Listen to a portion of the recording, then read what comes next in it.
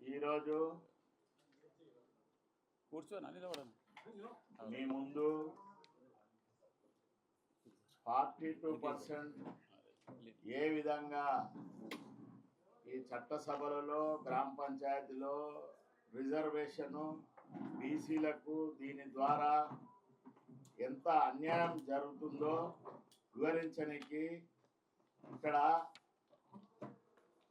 Political front vice president పెద్దలు సూగురి దుర్గయ్యన్న మరియు మా పెద్దలు బోయ గోపన్న బోయ సంఘం రాష్ట్ర అధ్యక్షులు ఈ పొలిటికల్ ఫ్రంట్ కన్వీనర్ అయిన ఐలి వెంకన్న అంబాల నారాయణ మా సోదరుడు ఎలికంటి విజయ్ కుమార్ గౌడు ఇంకా వైస్ ప్రెసిడెంట్ అయిన బైరు శేఖర్ గారు రాష్ట్ర కన్వీనర్ మరియు బీసీ పొలిటికల్ ఫ్రంట్కు మెట్టు ధనరాజు గారు రాష్ట్ర అధ్యక్షులు గంగపుత్ర సంఘము మా వి నాగభూషణం అన్న రాష్ట్ర ఉపాధ్యక్షులు బీసీ పొలిటికల్ ఫ్రంట్ గోలి యాదగిరి రజక సంఘం రాష్ట్ర నాయకులు కోయడ హర్షవర్ధన్ అన్న కొక్కి సచిన్ రాజు సింగము నాగేష్ అన్న బీసీ జన సైన్యము అధ్యక్షులు మరియు మా బీసీ పొలిటికల్ ఫ్రంట్లో కూడా ఆయన ఉపాధ్యక్షుడు చింతల్ బస్సి అనిల్.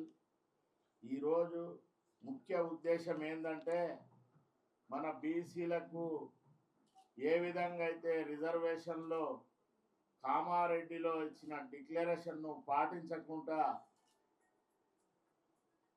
ఈ రిజర్వేషన్ పద్ధతికే వ్యతిరేకంగా బీసీలకు అన్యాయం జరుగుతున్న సందర్భంగా మా ఫ్రంట్ ముఖ్య ఉద్దేశం ఏంటంటే తెలంగాణ రాష్ట్రంలో జనరల్ స్థానాల్లో కూడా మేము 60% బీసీలం ఉన్నాం కాబట్టి బీసీ ఎస్సీ ఎస్టీలను అందరూ కలుపుకొని జనరల్లో పోటీ చేసి గెలవాలని బీసీ పొలిటికల్ ఫ్రంట్ ద్వారా మేము పిలిపిస్తున్నాము ఈరోజు.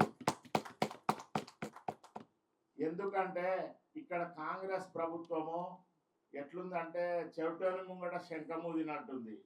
మేము ఇందిరా పార్క్ దగ్గర 10,000 మందితోని ధర్నా చేసి మీరు ఇచ్చిన మాట ప్రకారము కామారెడ్డిలో 42% ఇస్తామని పక్కనున్న కర్ణాటక బీసీ ముఖ్యమంత్రి అయిన సిద్ధిరామయ్య గారితో మేనిఫెస్టోలో పెట్టించారు. అది ఇక్కడ అమలు చేయడం లేదు. ఎందుకు 9 జీవో తెచ్చి కోర్టులో అది హైకోర్టులో పెండింగ్ ఉండగానే మళ్ళీ 46 నోటిఫికేషన్ చేసి గ్రామ పంచాయతీ ఎలక్షన్కి వెళ్ళుకుంటా బీసీలకు ఎంత అన్యాయం జరుగుతుందంటే మేమున్నాం 60%, మాకు ఇస్తున్న రిజర్వేషను 17.08.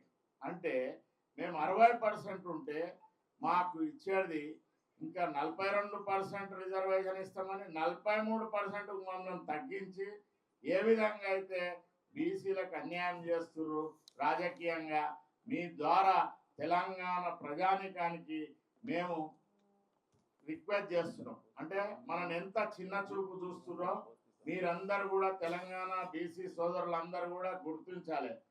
మహిళా రిజర్వేషన్లో అన్యాయము, ఇక్కడ మామూలు వార్డు మెంబరు అయ్యే దాంట్లో కూడా మన బీసీలందరికీ కూడా అన్యాయం చేస్తున్నారు. అందుకే మేమందరం కూడా సంఘాల నాయకులము ఐకమత్యమై మీరేం చెప్పారు, సామాజిక న్యాయం అన్నారు, ప్రజాపాలన అన్నాడు. ఎక్కడన్నా జరుగుతుందా ఈ కాంగ్రెస్ ప్రభుత్వంతో? మన ఈ ప్రభుత్వంలో ఉన్న మా బీసీ సోదరులు ఎస్సీ ఎస్టీ సోదరులు కూడా గమనించాలి ఏ విధంగా మనకు అన్యాయానికి గురి అవుతున్నాం రాజకీయంగా. అంటే 78 సంవత్సరాలు అయినా కూడా మనను ఒక వార్డు మెంబర్ కానిచ్చే పరిస్థితి లేదు, మళ్ళా ఎంపీటీసీ అయ్యే పరిస్థితి లేదు, జడ్పీటీసీ అయ్యే పరిస్థితి లేదు.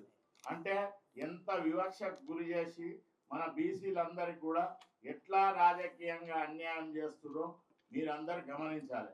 మేము కామారెడ్డిలో ఎక్కడైతే 42% ఇస్తానని డిక్లేర్ చేసిర్రో కాంగ్రెస్ పార్టీ అక్కడనే మేము ఆక్రోశ సభ పెట్టినాం, వేలాది మందితోని పెట్టినాం, అందరికీ బీసీలో వివరించినాం.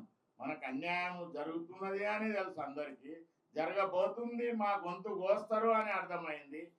ఆ వెంటనే 9 జీవో హైకోర్టులో తేలక ముందే 46 జీవో ఇచ్చి నోటిఫికేషన్ చేసి మరో విధంగా అంటే వాళ్ళు ఏం మెసేజ్ ఇస్తున్నారు అంటే ఈ జీవోల ద్వారా మేము ఏదైనా చేస్తాము, మీరు 80-78 సంవత్సరాల నుంచి ఎలా వాడినారో అలాగనే ఉండాలి, మాకే భూములు కావాలి, మాకే అధికారం కావాలి. అందుకే ఇప్పుడు కేంద్రంలో ఉన్న బీజేపీ పార్టీ ఏం చేస్తుంది, అక్కడ రాష్ట్రపతి దగ్గర బిల్లు పెండింగ్, ఇక్కడ గవర్నర్ గారి దగ్గర గ్రామ పంచాయతీ బిల్లు పెండింగ్. ఇవన్నీ ఉండగానే మళ్ళీ వెంటనే 46 జీవో అంటే